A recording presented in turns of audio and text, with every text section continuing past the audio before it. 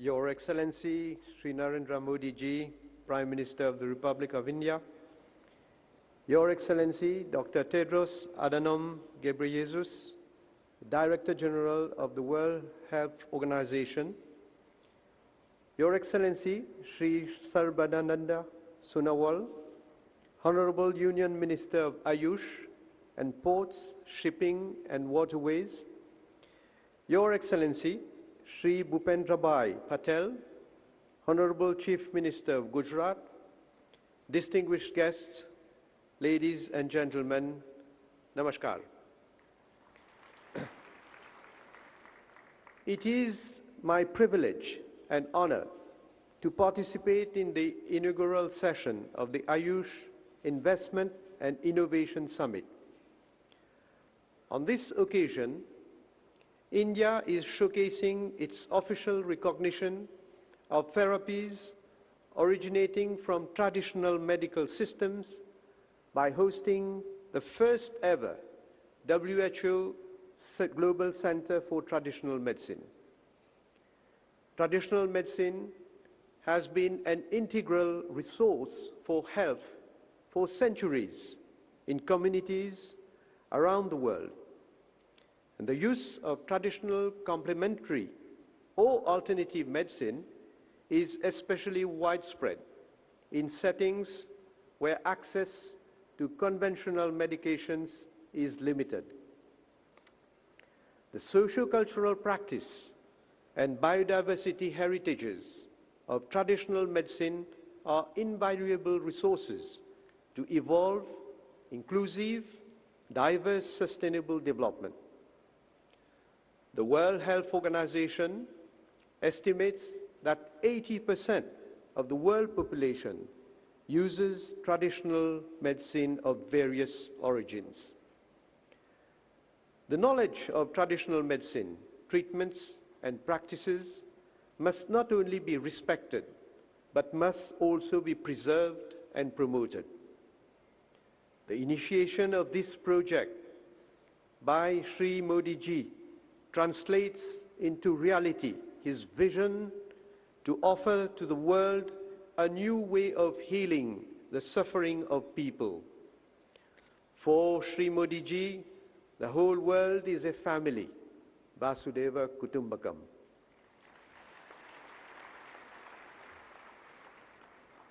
Allow me also to congratulate the state of Gujarat and the government of Sri Bhupendrabhai Patel for the successful groundbreaking ceremony for setting up of the WHO Global Center for Traditional Medicine. The presence of the World Health Organization in Jugnauth confirms Gujarat's prominent place as a world leader in the practice of traditional medicine.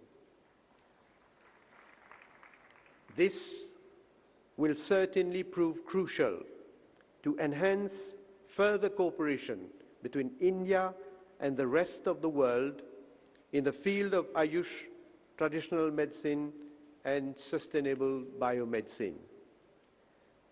As Gujarat continues to be a powerful driver responsible for the economic development of India, making the country a pivotal world partner for investment in the medical field, the WHO World Center for Traditional Medicine will undoubtedly promote India's standing in the field of traditional medicine and highlight India's long-standing and valued expertise in the field of traditional, complementary, and integrative medicine.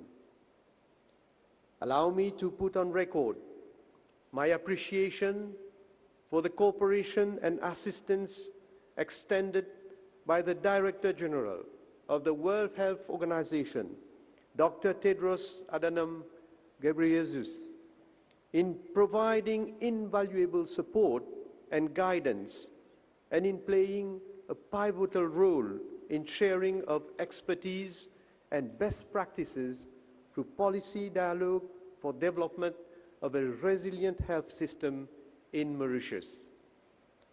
Ladies and gentlemen, Mauritius and India share the same ancestral values, and the practice of AYUSH forms an integral part of Mauritian traditions.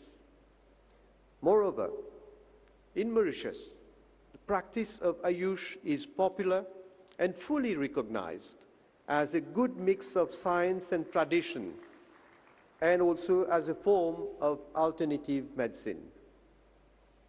India's rich heritage of medical wisdom derived in the field of traditional medicine for ages deserves to be shared and given more light.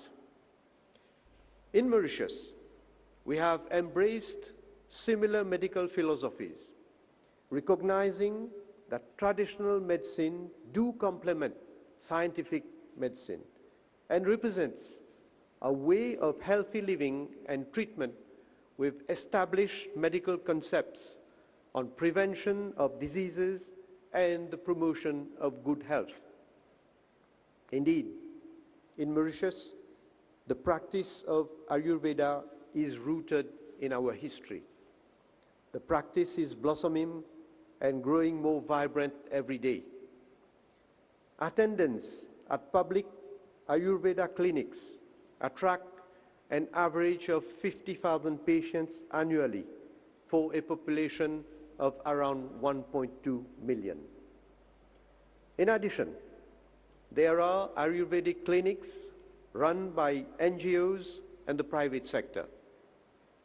Mauritians attend Ayurvedic clinics for various ailments ranging from hair fall, chronic joint disorders, skin problems like psoriasis, digestive problems, obesity, non-communicable diseases, and even with complications like cardiovascular diseases, renal diseases, and cancer.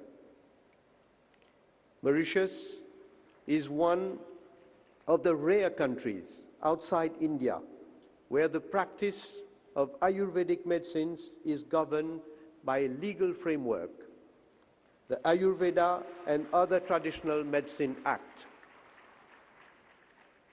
Under this act, the practice of Ayurveda, homeopathy, and the Chinese system of medicine are recognized and regulated. I must also mention that as an illustration of the close cooperation between Mauritius and India in the medical field, an academic chair in Ayurveda was set up at the University of Mauritius in March 2018, following the signing of a Memorandum of Understanding with the Central Council for Research, Ayurvedic Sciences, and the Ministry of AYUSH of India. Mauritius has also signed bilateral agreements with the Government of India aimed at developing Indian traditional medicine through research and development. Moreover, Mauritius has established an Ayurvedic committee since 2014, and which looks into the control of importation of Ayurvedic medicines and herbal products into the country.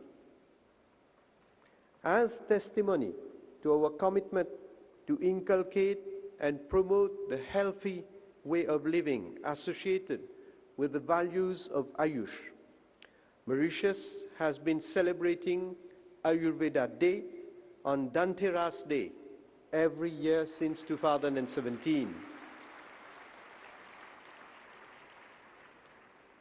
In a bid to promote AYUSH, the recommendations submitted by the consultant made available to us by the Government of India are actually being examined, and it is proposed to set up a dedicated AYUSH hospital in Mauritius, which is bound to become a center of excellence in the future.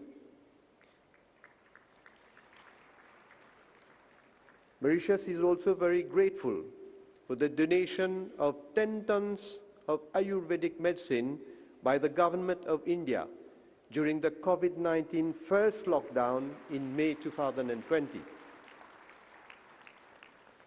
This was one of the many gestures of solidarity for which we are ever grateful to the Indian government and particularly to Shri Prime Minister Shri Narendra Modi ji.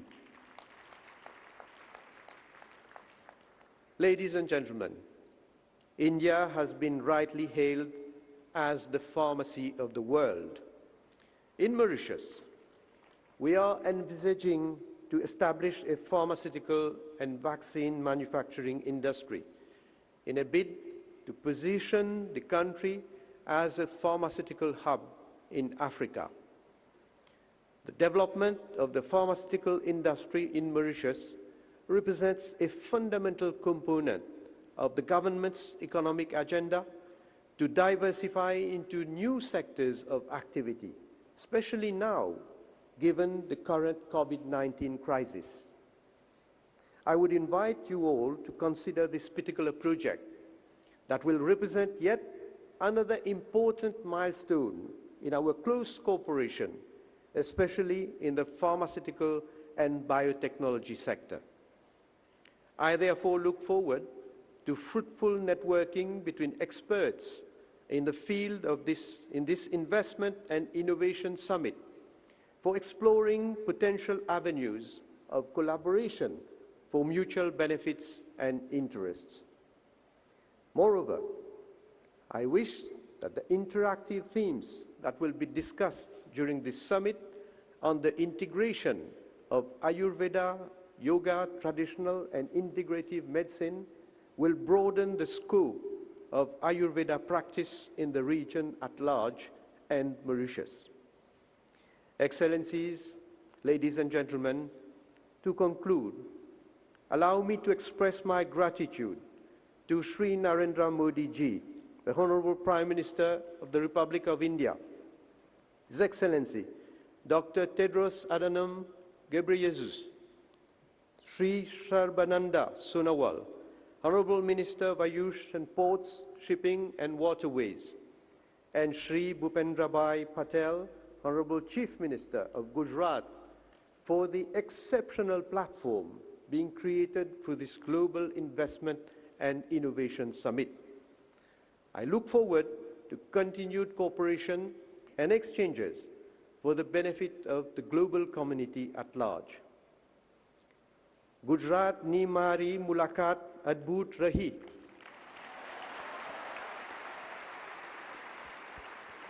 Gujarat nu prasidh bhojan ane umalka baryo satkar manine mane ghono anand thayo. Thank you very much.